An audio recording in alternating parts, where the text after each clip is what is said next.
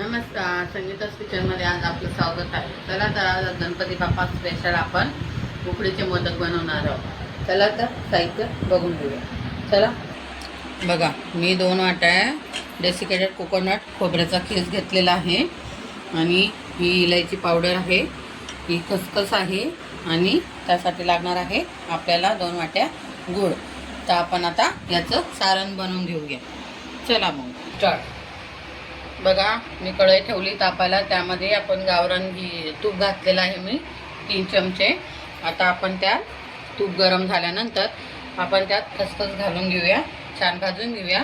नंतर मग खोबऱ्याचं खीस घालूया. बघा, आपलं तूप तापलेलं आहे. जास्त तापू द्यायचं नाही कारण खसखस बुडून जाईल नाही तर. हे बघा, आता आपण हे खसखस छान याच्यात तुपामध्ये भाजून घेणार आहोत. छान छान येऊ द्यायचं आहे. स्टार्ट. त्याला आपली खसखस छान भाजून झालेली तेलामध्ये. आता आपण त्यात खीस घालून घेऊया खोबऱ्याचा. हे बघा, जास्त बळू द्यायचं नाही आहे. तुपात छान हलवून घेणार आहोत आपण, मिक्स करून घेणार आहोत छान. स्टार्ट. बघा, छान झालेलं आहे. आता आपण याच्यात गूळ घालून घेऊया. स्टार्ट. बघा, हा गूळ आहे 2 वाट्या. आपण आता त्यात घालून घेऊया आणि छान सारण करून घेऊया. नंतर मग त्यात सारण तयार झाल्यानंतर इलायची घालून घेऊया. बघा, असं मिक्स करून घ्यायचं आहे सगळं छान व्यवस्थित. बडू द्यायचं नाही आहे. मंद आचेवर बारीक गॅसवर करून घ्यायचं आहे. बघा, आपलं सारण तयार झालेलं आहे. कढई गरम आहे, तो मी गॅसतून उतरून घेतलेले आहे. कढई खूप तापलेली आहे त्यामुळे बडू नये म्हणून, खाली लागू नये. आता आपण त्यात इलायची पावडर घालणार आहोत आणि छान मिक्स करून घेणार आहोत. मग नंतर आपण मोदक बनवण्यासाठी उकडी घेऊया. बघा, आपण उकडीचे मोदक बनवण्यासाठी हे मी पीठ मागवून घेतलेले आहे ऑनलाईन. आता आपण याचे छान मोदक बनवूया. आता हे मोदक बनवण्यासाठी आणि याला आपण एक उकडी घेऊन घेऊया आणि वाफवून घेऊया. तर आपण आता मी बघा, हे पातेलं ठेवलेलं आहे मी. आता थोडं गॅस बारीक करत आहे आणि आता आपण त्यात पाणी घालून घेऊया. बघा, ज्या हिशोबाने आपल्याला पीठ घ्यायचं आहे उकड करण्यासाठी त्या हिशोबाने आपण याच डब्याने पाणी मोजून घेणार आहोत. हे 1 डब्बा पाणी घातलेले मी,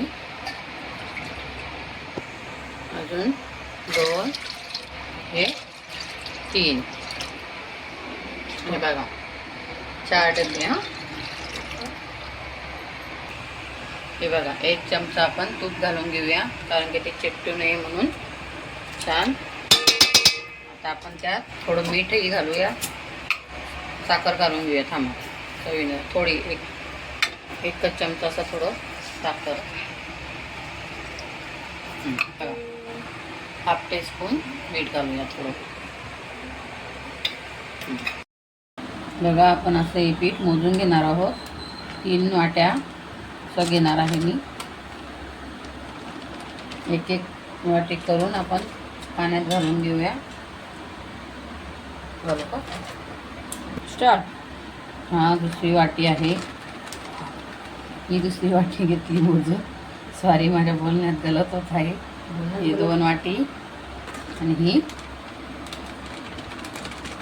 थोडी 1/2 वाटी.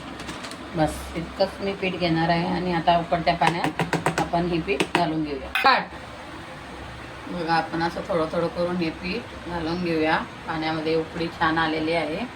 असं मिक्स करायचं आणि हे बघा असं छान ढवळून घेऊया आपण ते पीठ.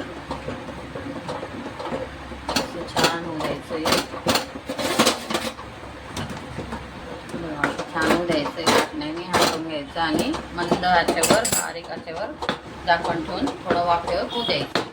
त्यानंतर आपण ते प्लेटमध्ये काढून घेऊया. बघा, आपण आता वाफवून घेतलं आहे ते आणि 5-10 मिनिटं असं झाकून ठेवलेलं होतं. आता आपण ते काढून घेऊया एका प्लेटमध्ये. स्टार्ट. बघा, असं झालेलं आहे आपलं पीठ. आता आपण हे प्लेटमध्ये काढून घेऊया आणि छान गरम गरम मळून घेऊया व्यवस्थित. बघा, किती छान वाफा निघत आहे. बघा, हे काढलेलं आहे आपण. आता छान मळून घेऊया हाताने. बघा, छान मळून घेतलेलं आहे. आता आपण याचे साच्यामध्ये मोदक बनवून घेऊया. स्टार्ट. बघा, हे साच्यात भरून घेतले. आता असं ह्याच्यात आपण हे सारण केलेले आहे ते भरून घेऊया छानपैकी. हे बघा, असं भरून घेऊया थोडं थोडं करून.